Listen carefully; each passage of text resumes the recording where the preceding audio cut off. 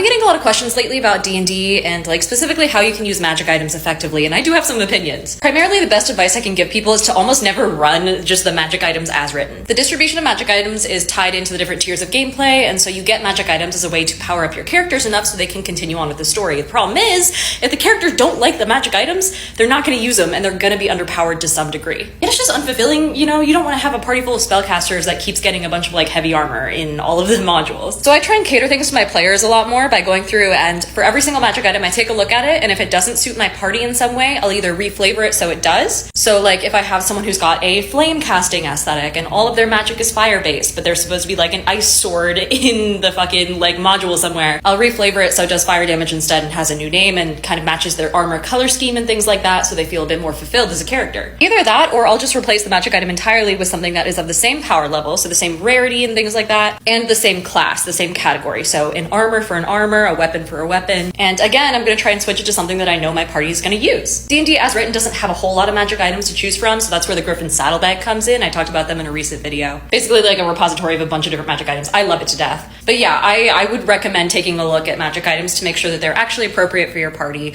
especially because that like builds into their character customization. Even just for flavor, can you imagine being like a druid and all of the weaponry and armor that you get has like vines covering it and stuff? Like that'd be so sick. I just think it makes for a better game.